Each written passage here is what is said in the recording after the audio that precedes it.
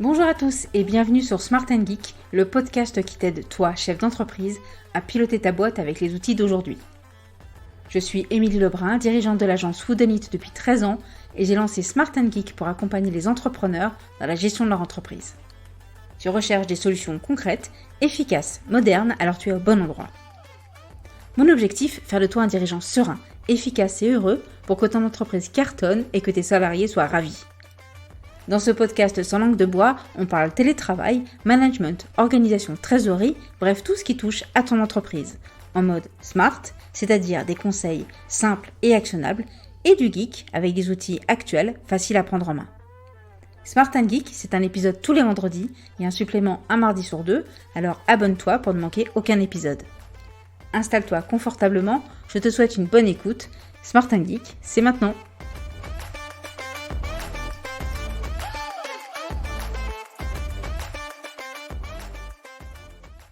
Bonjour et bienvenue dans ce nouvel épisode de Smart & Geek où nous allons parler des phrases insupportables qui devraient être interdites au bureau ou en télétravail.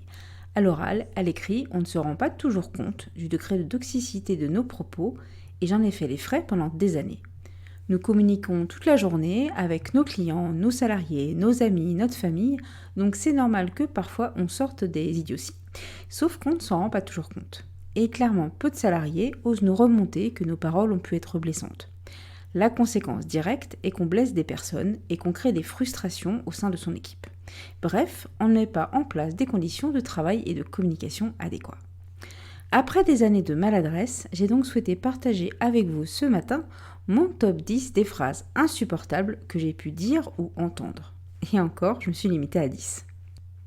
Je vais commencer par celle que j'ai le plus dit, je pense, à mes salariés, et c'est « Est-ce que tu es dispo ? J'aimerais qu'on se parle 5 minutes ».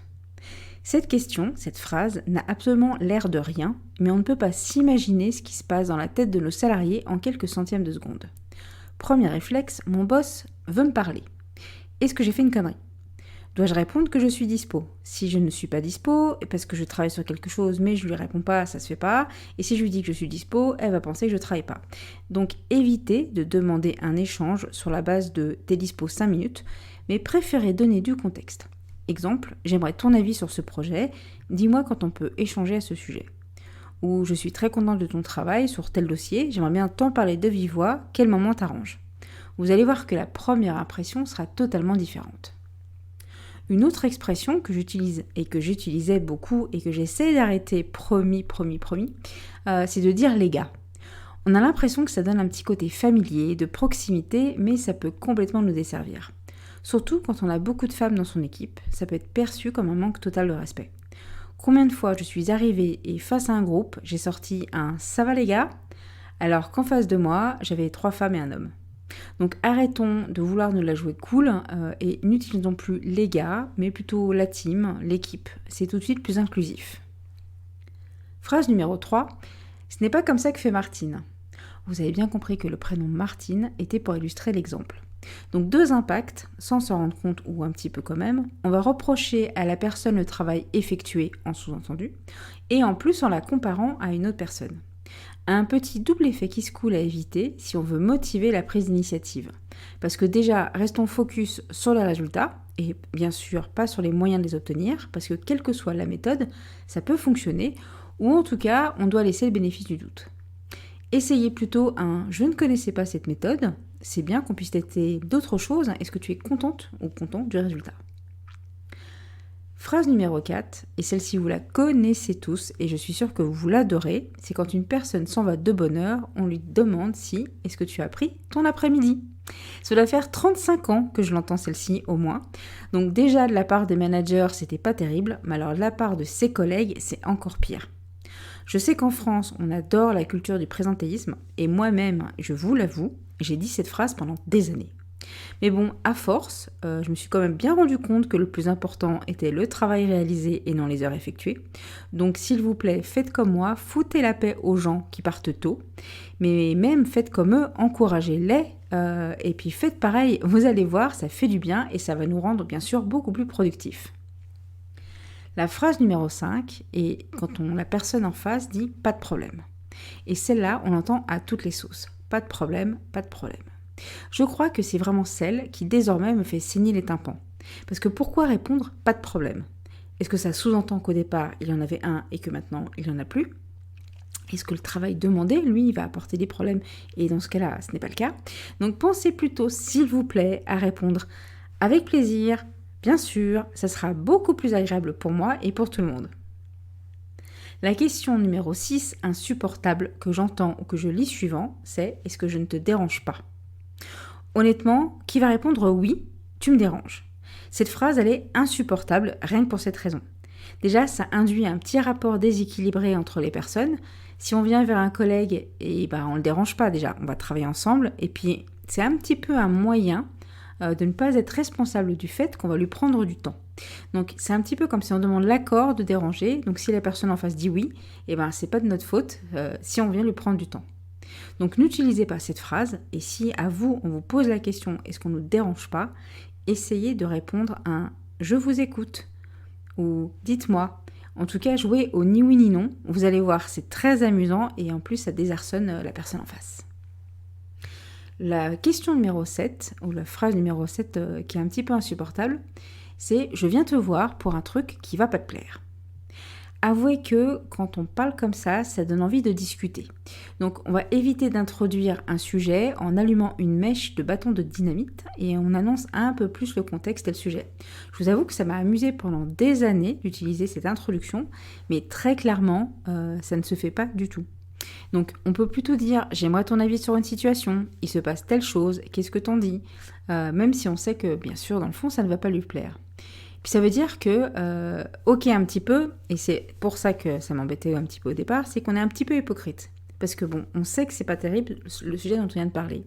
Mais on n'est pas non plus devin, parce que ça se trouve, la nouvelle annoncée, elle va plaire en fait à notre interlocuteur. Donc essayez de ne jamais commencer votre phrase par « Je viens te voir pour un truc qui ne va pas te plaire ». Phrase numéro 8. Utilisez « sauf erreur de ma part ». Alors celle-ci, à l'oral ou à l'écrit, avouez que quand on utilise 7 mots, on est clairement dans la provocation. On va sous-entendre que oui, moi j'ai vérifié, je sais que tu t'es trompé, mais je te le dis pas vraiment. Alors du coup, on essaie d'être poli, soi-disant, en disant sauf erreur de ma part. Mais en fait, c'est pas vraiment de la politesse. Et parfois, sur certaines situations, ça peut même très clairement être de la provocation. Donc évitez d'utiliser cette phrase à toutes les sauces, faites attention et ne jouez pas trop sur ces mots. L'avant-dernière phrase insupportable va tourner autour de l'aspect physique. Genre, t'as l'air crevé, oh là là, t'es belle aujourd'hui, t'es super bien habillée, est-ce que tu sors ce soir? Voilà, ce genre de phrase.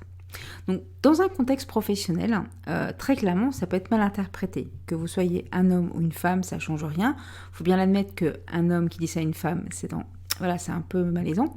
Mais en tout cas, normalement, quel que soit notre genre, ça ne change rien, c'est malaisant.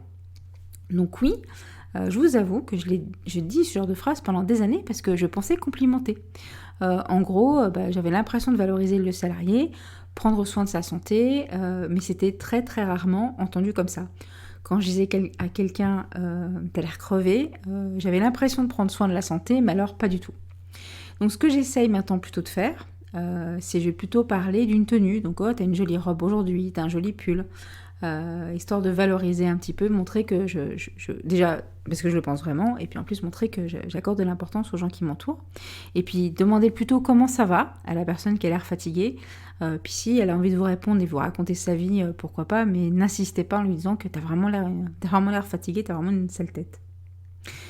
Et je vais finir par la dernière phrase que je trouve peut-être la plus insupportable à entendre, que ce soit par un manager ou par un salarié. Et cette phrase, c'est « j'ai pas le temps pour ça ». Donc, on sait bien que le temps n'est pas infini, alors que même si on écoute Fabien Olicard et qu'on a lu son livre, on sait que le temps n'est pas infini. Mais en fait, la question n'est pas là. Parce que si vous avez déjà trop de priorités, une charge de travail trop importante, c'est ça en fait le problème. C'est pas que vous n'avez pas le temps, en fait.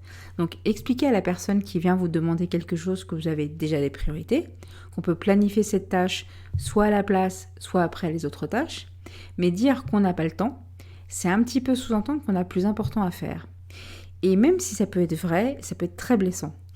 Toujours parler priorité. Mettez-vous d'accord avec votre interlocuteur, ok, mais Est-ce que c'est celle-ci la priorité ou une autre priorité de l'entreprise? Et est-ce que c'est ce sujet que tu me demandes, est-ce que ça peut attendre la semaine prochaine?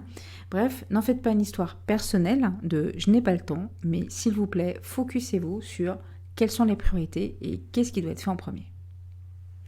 Est-ce que toi, par exemple, qui m'écoute, tu connais d'autres phrases insupportables? Je serais ravie de les lire en commentaire et peut-être que tu n'es pas du tout d'accord avec le contenu de ce podcast. En tout cas, si tu as quelque chose à me dire, je serais ravie de te lire. Envoie-moi tes commentaires sur LinkedIn, sur le post de cet épisode ou en commentaire sur le site smartandgeek.fr sur l'article de l'épisode numéro 10, les 10 phrases insupportables qui devraient être interdites au bureau.